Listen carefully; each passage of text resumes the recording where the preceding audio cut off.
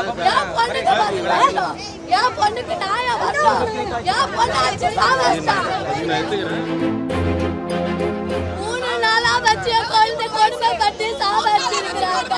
இவ்வளோ பேர் லாடு அடிச்சிருக்கிறாங்க. எவ்வளோ வச்சா பண்ணுங்க. இவ்வளோ பேர் லாடு. இன்னைக்கு நான் வயிறு எடுத்து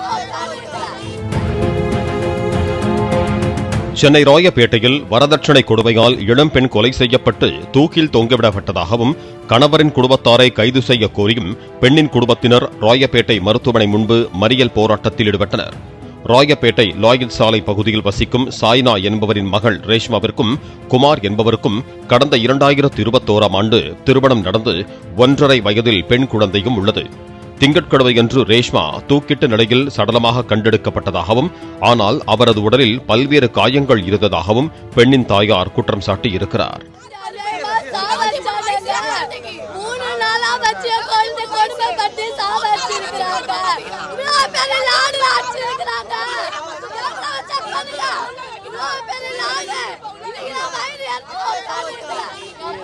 எனக்கு என் புள்ள வேகல அவனா போலீஸ் புடிச்சிட்டு போய் அடிக்கணும்.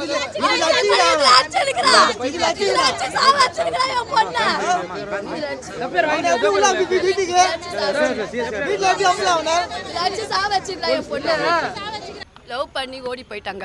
ஓடி போய் தான் கல்யாணம் பண்ண 2021 ஓடி போய் தான் கல்யாணம் பண்ணா. நாங்க அப்பயே அவனை சொன்னோம். எங்க பேச்சை கேட்காம அவன் தான் வேணும்னு போனான். அவன் மேல உயிர் எங்களை தூக்கி போட்டா.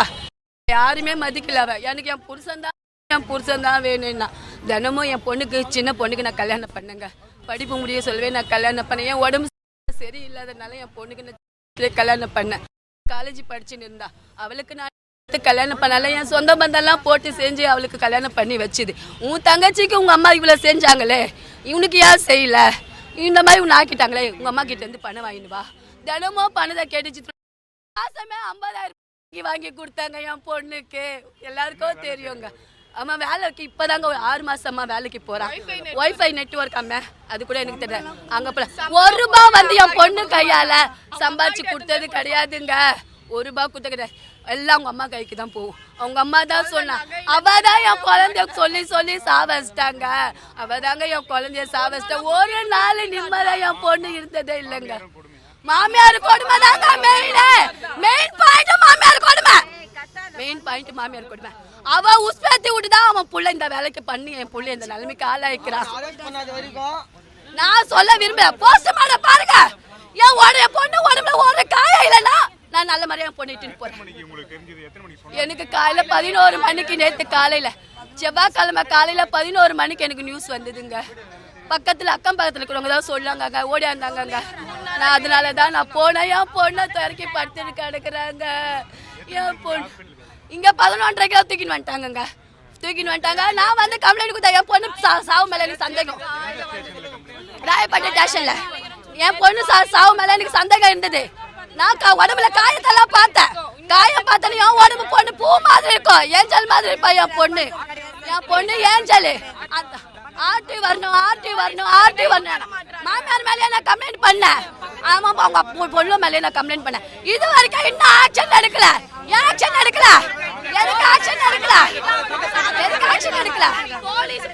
பொண்ணை வந்து அடிச்சது.